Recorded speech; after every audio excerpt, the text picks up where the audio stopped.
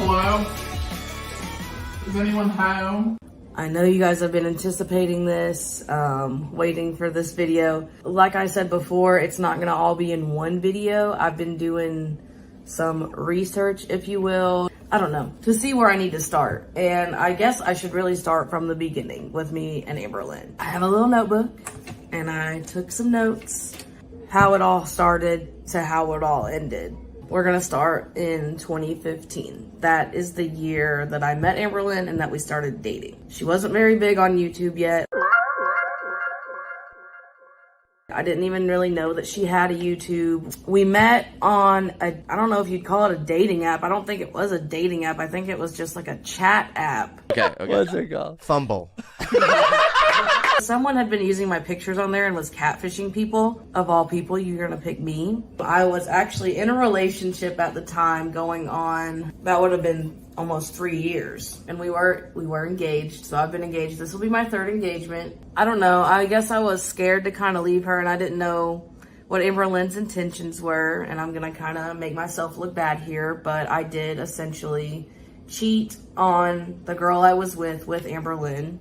I feel like karma caught up to me eventually. Don't worry about it. The way that they found out about each other, Amberlynn actually messaged the girl. I was being a player. I was doing too much. We decided to get a place together, and Amberlynn, I don't think she had worked very much, so she was kind of concerned about like rent and everything and her trying to get a job. So I was like, well, we'll get a roommate. I find an apartment, one that we finally agree on, and then I plan a trip to not only Kentucky but to Virginia, get Amberlynn essentially. We go to my family's cookout on the 4th of July, and that's when, you know, I officially asked her out, and that's when we officially started dating. Everything's really good for a little while. Amberlynn wasn't quite sure where she was going to be working. I wasn't sure where she was going to be working.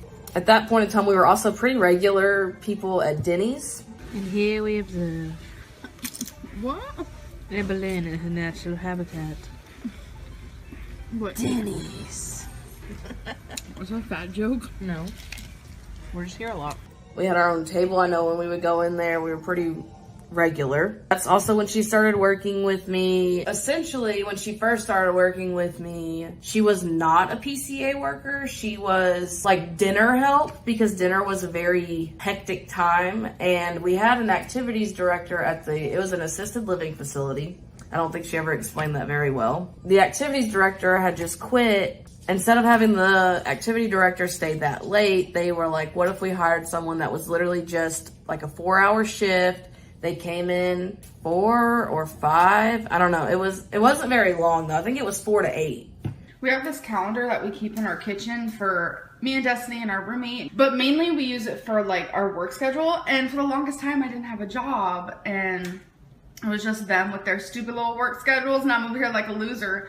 And now I finally have one. It's so cute. Like, it wasn't very long. It was literally just to help with dinner, help with the cleanup, and I was a PCA worker.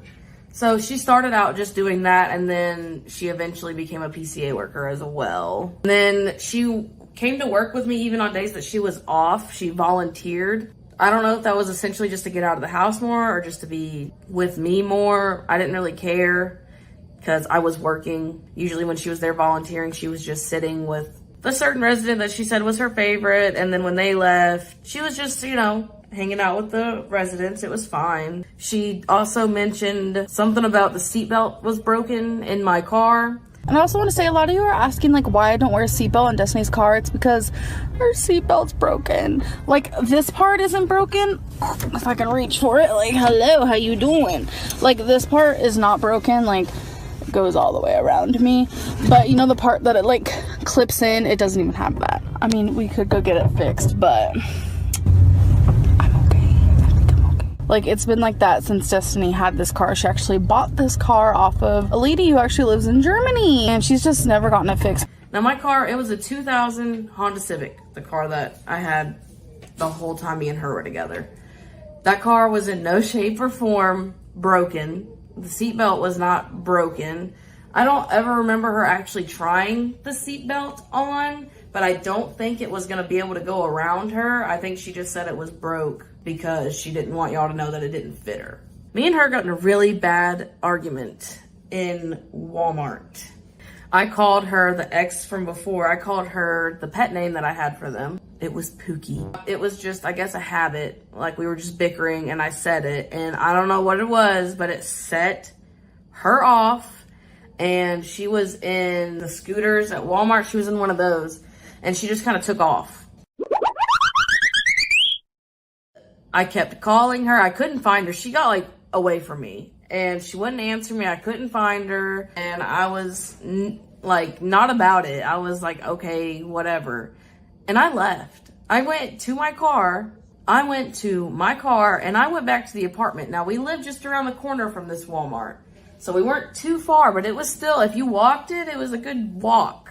I go home, and I don't know what it is. When I get angry or upset or whatever, I want to just take a shower. And I take a shower in hopes that when I get out, everything will have cooled off. Maybe she would have called me, whatever. So she had called me a couple times when I get out of the shower. And lo and behold, she had started to walk home.